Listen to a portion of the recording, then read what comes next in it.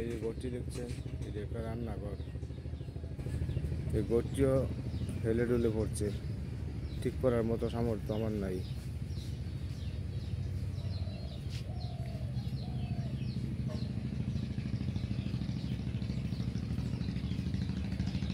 আর এই যে জায়গাটি দেখছেন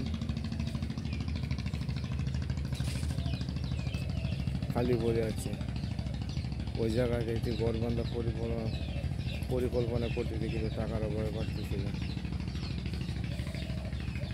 এই সময়ে একই ঘরের মধ্যে স্ত্রী, বউ, বাচ্চা, মাকে নিয়ে থাকা খুব কষ্টকর।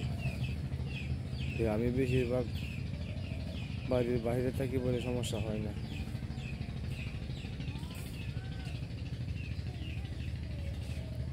আমার স্বপ্ন ছিল যে আমি আমার মাকে ভালো একটা ঘর উপহার দিব থাকার জন্য, কিন্তু পারতেছি না।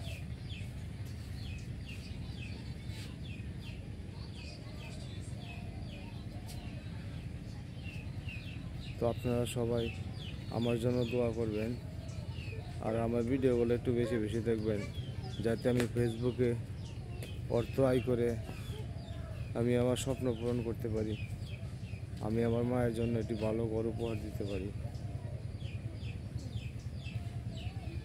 সবার কাছে আমার অনুরোধ থাকবে, আমার ভিডিওগুলো আপনাদের হাতে পড়লে একটা লাইক, একটা কমেন্ট, একটা শেয়ার করে সবাইকে দেখার সুযোগ করে দিবেন, যাতে করে এই ফেসবুকের অর্থ দিয়ে আমি আমার মাকে, ফ্যামিলিকে ভালো একটি ঘর উপহার দিতে পারি।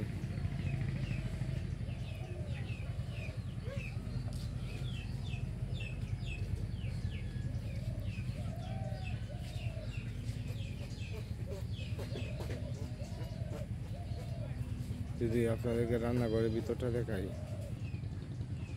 এই দেখুন, বর্তমান সময়ে এরকম দূর অবস্থার মধ্যে কে থাকে, কিন্তু আমি থাকি।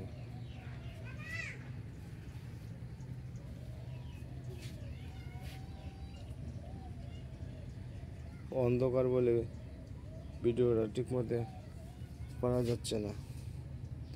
আমি আমার অবস্থান তুলে ধরলাম আপনাদের কাছে, বাকিটা আপনাদের ইচ্ছা। এটি একটি গরিব মধ্যবিত্ত পরিবারের ভিডিও। যদি আপনাদের ভালো লাগে তাহলে অবশ্যই ভিডিওটা শেয়ার করে সবাইকে দেখার সুযোগ করে দেবেন। সবার সহযোগিতায় যাতে আমি আরও অনেক এগিয়ে যেতে পারি, ফেসবুকের অর্থ দিয়ে সবাইকে নিয়ে সুন্দরভাবে বাঁচতে পারি, এবং আমার আশেপাশে যে গরিব দুঃখী অসহায় মানুষগুলো আছে, আমি তাদেরকেও যেন হেল্প করতে পারি।